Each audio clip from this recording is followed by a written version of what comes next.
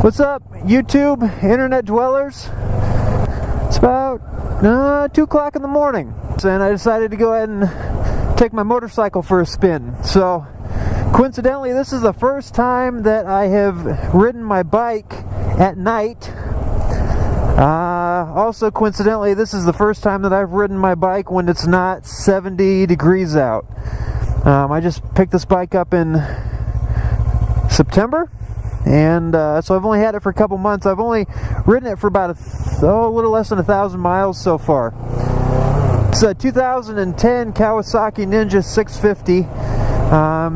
It's not the super sporty 636, whatever they call it, but it's my first bike, and it's not too bad of a bike to learn on. It smells like weed right there. It is 33 degrees. I'm still kind of debating whether this was a good idea or not, but if you haven't noticed, I live in small town America. I actually bought the bike with about 700 miles on it, and you know, I've put almost 1,000 miles on it since I've gotten it. It is not warm out. I'm just going to make that statement right now.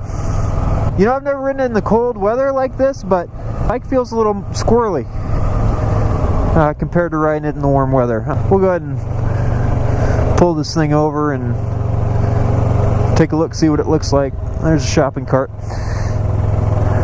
You know, the other thing that I did is I bought a tinted visor. It just arrived from Japan. This is the first time that I've been out with it. Well, unfortunately, as tinted visors would go, probably not the best idea to be riding with that at nighttime. So I'm out here riding with my visor up. That doesn't make me any warmer. So there's the bike. When I was growing up, my dad had a bike, but I never saw him ride it. I always just saw it in the garage. And I'm not even sure what kind it was, but I remember seeing that. I remember seeing his helmet inside the house, and I always thought that was kind of cool. And you know, from a young age, I really always wanted to have a bike. Got probably a mild case of ADD. I haven't been diagnosed yet, but as my attention span isn't very long, so. Oh, hi, kitty. I was pretty excited about getting a motorcycle, and you know, I wanted to tell everybody about it and how excited I was. What I found to be the case is about 90% of the people that you tell that you got a motorcycle, their reaction is to tell you that you're going to get killed on it. You know, when they say that you're going to get killed on it, they don't even say it compassionately. They say it almost as if they're proud of it. Like they'd show up to your funeral and they just bust a piñata over your casket or something, man.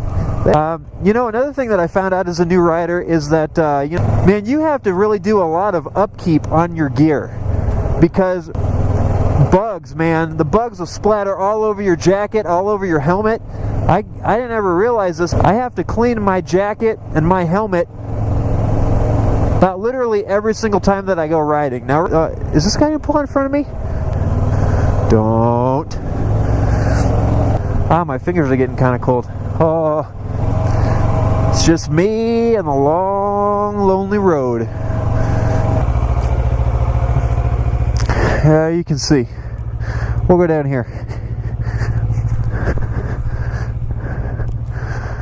There's nobody that way. And there's nobody that way. And there's nobody that way. Yeah. Nope, still nobody. Okay. Spike handles a lot differently.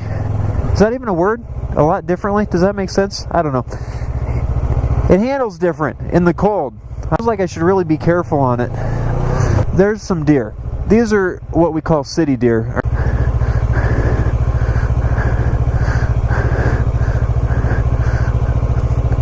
Look at these things. They're just everywhere around here. These are actually two really small ones.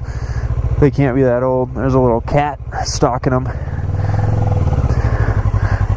Get out of here, you. Yeah, man. Deer season just got over, but I think the deer around here, they know that they're safe in town. Nobody's probably going to cap them. So they just... Oh. Deer are so thick in this area. Man, you just got to be careful, especially when you're on a bike. I've seen some bad accidents with people hitting a deer with their bike, and it's not cool. So you just got to be careful. I mean, they're in town and they're bad on the highways. You can't drive 2 miles without seeing a deer opened up on the side of the road because somebody smoked it with their Peterbilt. Man, my hands are freezing. I don't know. Man, there's like nobody out. I kind of feel like I'm in an episode of The Walking Dead. Like, where is everybody? You know, like, sometimes I drive, I ride around this town and I'm like, have the zombies occurred? Like, has there been a zombie occurrence that I am not aware of? There may have been a zombie occurrence. That's my conclusion right now. That's the only conclusion I can come up with.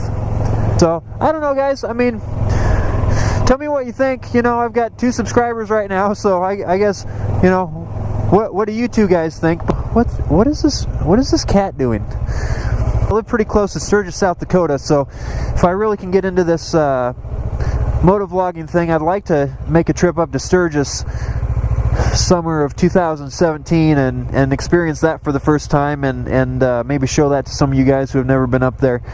I hear it's a pretty good time, and I'd really like to check it out. So there's a lot of good things to be said about small town life. You can see right now probably these are the only 2 stoplights in town. This one and then the one about 2 blocks down the street. So don't really have to wait for traffic. That's a bonus. Not very many cars around that are going to run me over. That's a bonus. When I stall my motorcycle in the middle of traffic, that's a bonus.